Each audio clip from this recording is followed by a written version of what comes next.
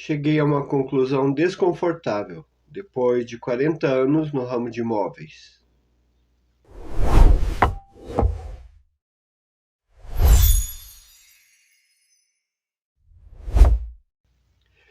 Olá, eu sou o Aldrey, casado, pai de 4 filhos, servo do Deus Altíssimo e trabalho no ramo de imóveis há praticamente 40 anos.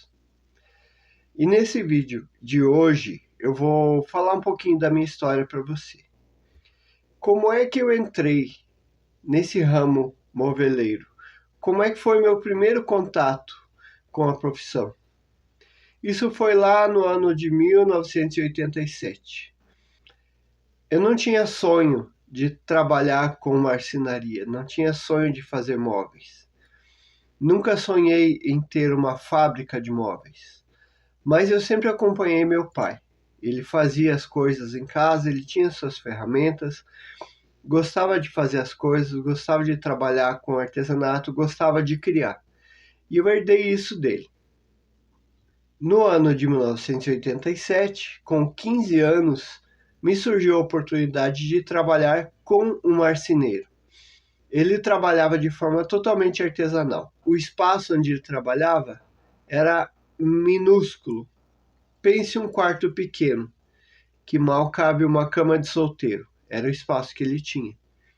A serra circular ele mesmo fez, uma estrutura com vigas de telhado, um eixo jacaré, provavelmente você conhece, onde era fixado o disco de corte, lá na base um motor elétrico e essa era a serra dele. Com essa ferramenta e mais as ferramentas manuais, ele fazia móveis maravilhosos. Você via os móveis prontos e não diria que aquilo foi fabricado num espaço do tamanho de um ovo, muito pequeno, mas ele tinha talento, tinha vontade de fazer acontecer. Esse foi o meu primeiro contato.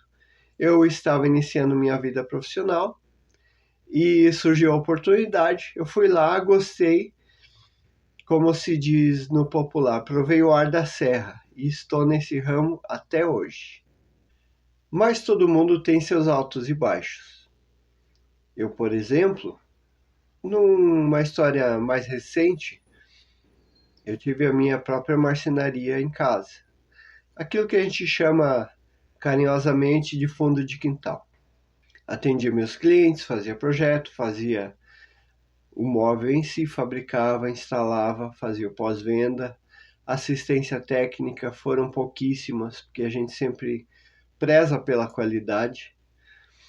Mas o momento mais difícil foi quando eu percebi, tardiamente na verdade, mas eu não tive ninguém que me orientasse. Eu percebi que eu estava sendo sufocado pelo meu próprio trabalho.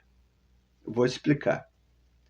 Eu era a pessoa que angariava o cliente, eu era a pessoa que fazia a medida técnica, eu era a pessoa que atendia o cliente, fazia aquela primeira entrevista, eu era a pessoa que fazia a sugestão do projeto, eu fazia o desenho, eu fazia plano de corte, eu cortava, eu fabricava, eu montava, eu instalava os acessórios, tudo eu, tudo eu. Do primeiro ao último passo desse processo. Isso não é necessariamente ruim quando funciona, mas se você olha após uma entrega de um produto e você vê que não tem um novo produto na fila, isso é um problema. Isso aconteceu comigo e talvez seja a maior dificuldade que eu tenha enfrentado na minha carreira.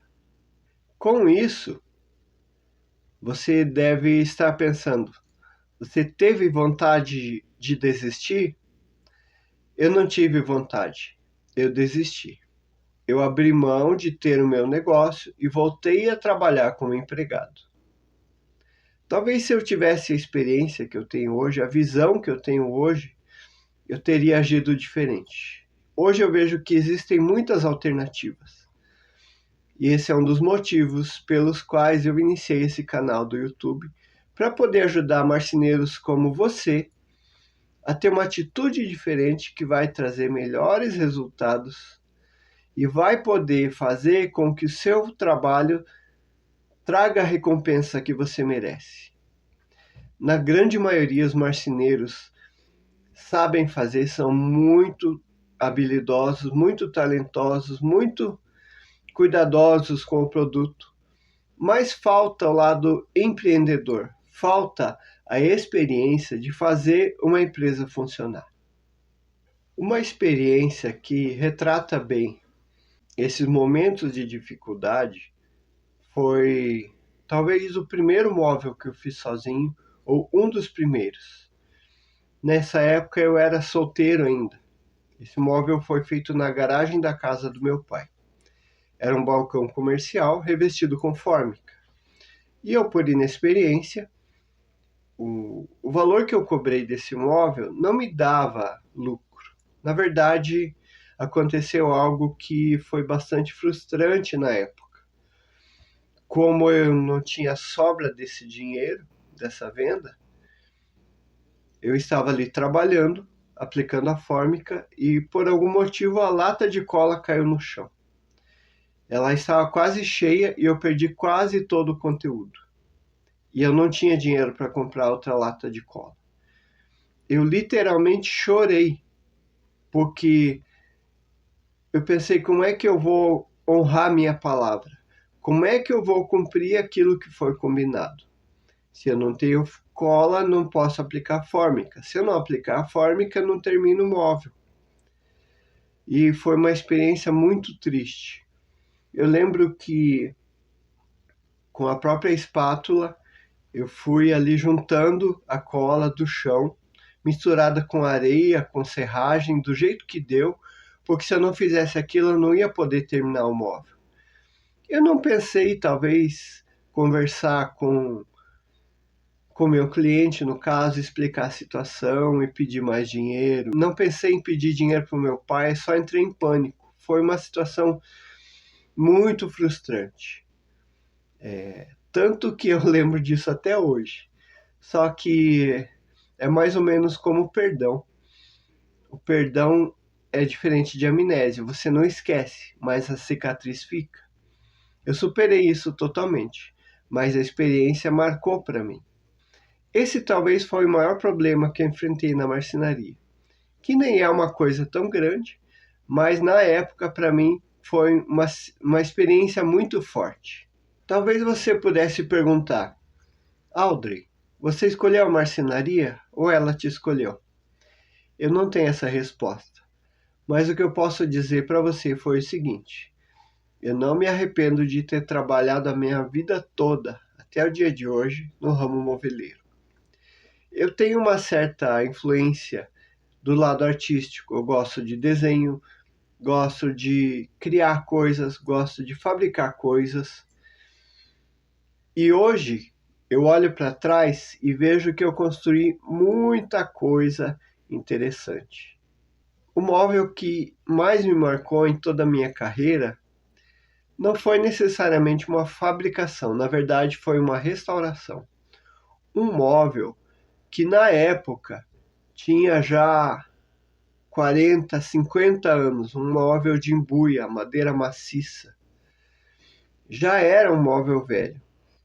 Tão velho que a madeira acabou ressecando e trincando, e bem onde tinha as dobradiças não tinha mais o que fazer.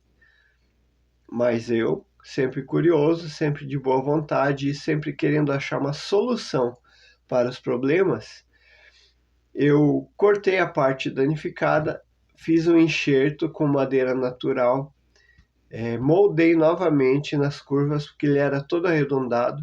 Obviamente eu não consegui igualar o tom da madeira, mas eu fiz um processo de marchetaria com lâmina, revestindo o móvel todo.